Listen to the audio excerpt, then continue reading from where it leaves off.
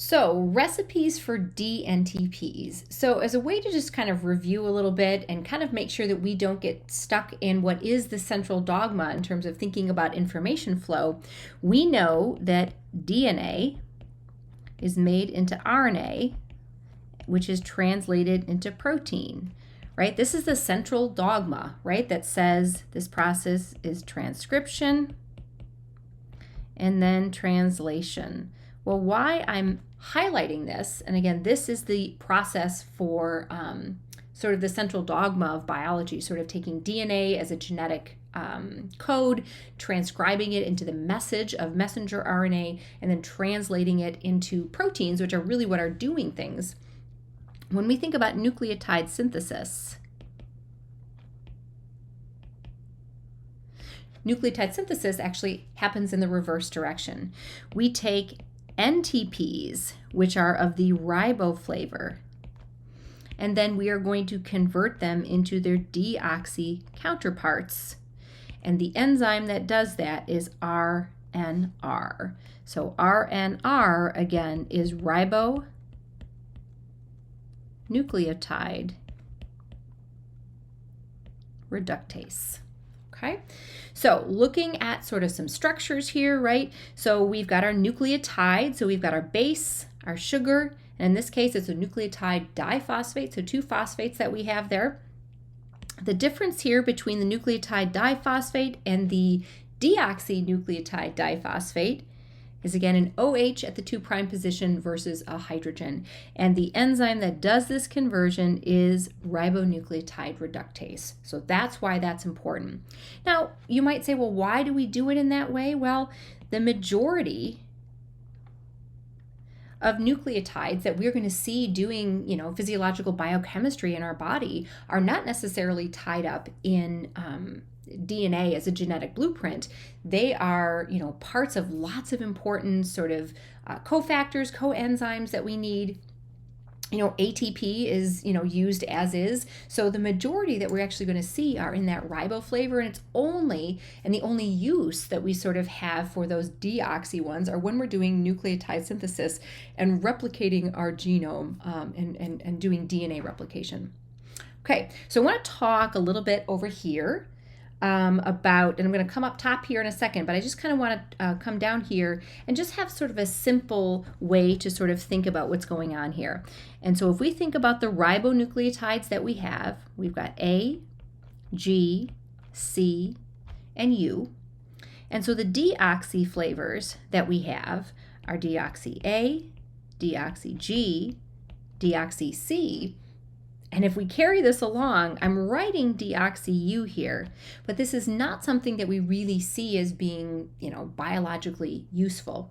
But for all of these, the conversion of the riboflavor to the deoxy flavor occurs with that ribonucleotide reductase. So that is a theme that's carried out through all of these transformations. Now, there's one last transformation that has to happen with deoxy-U, and that's to convert it to deoxy-T, and that happens with the addition of a methyl group. So the only difference between U and T is a methyl group. The enzyme responsible for doing this is thymidylate synthase. And in another video, we're going to take a deep dive as to why that's a really important enzyme to potentially target with chemotherapy agents. Okay, so key here is to understand that deoxy A, deoxy G, deoxy C, and deoxy T are the DNA building blocks that we have. So if we want to be talking about replicating our genes, DNA replication, which is really necessary for cellular replication, that is a key with cancer cells, right? The hallmark of cancer cells is uncontrolled, unregulated growth, which requires a lot of cellular replication, DNA replication. So if you have a way of sort of halting the production of an important building block for that, you can effectively slow the growth of cancer cells because they can't replicate and divide and multiply and grow as quickly. Okay, so that's sort of the big picture that we have here. And so the key is that we are going to be adding this methyl group using an enzyme thymidylate synthase. So I'm going to come up to some structures here. We're just going to kind of look at this. This again reminds us that when we're talking about deoxy-U, so this is the monophosphate version, and deoxy-T, the only difference is that methyl group. So what we're going to talk about right now is how we do this conversion. Okay, so the enzyme responsible for it, and it's not written here, but this again is thymidylate synthase.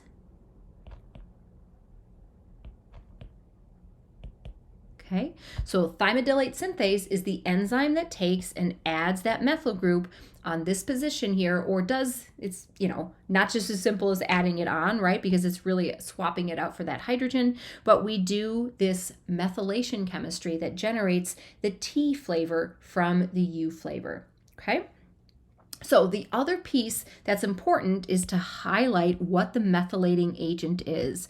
So this guy that we have over here, we don't need to know anything about the structure, but I do want you to see highlighted right here in red, that is going to be the single carbon atom that's going to be added. That's the methylating sort of group. So THF here really is the methylating agent.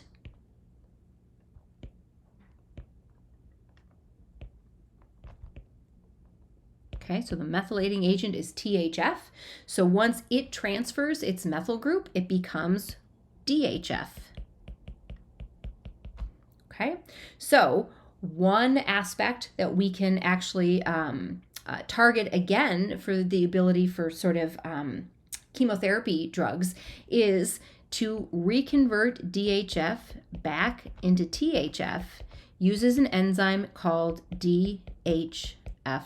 Okay, and so that allows us to regenerate this important methylating agent. So another potential place to target chemotherapy agents is not necessarily the enzyme that's making the T, but maybe it's the enzyme that's regenerating the methylating agent that you need to use to make the T. Okay, so that's what we're going to get to in our next video when we talk about the action of several important chemotherapy agents. One last thing to just sort of map on here is you might say, well, Dr. Perney, I feel like I've seen these THF and DHF stuff before, and you're absolutely right, we have. I'm just going to flip to this slide. This was a slide actually from our first semester of biochemistry when we talked about the structure and function of biological molecules, and in our nucleic acids and nucleotides chapter, we talked about MTHFR as an important SNP that is involved in folate metabolism. So faulty folate metabolism is known to be connected with faulty sort of cellular replication, right? And that's because methylating agents are key for making dTTP.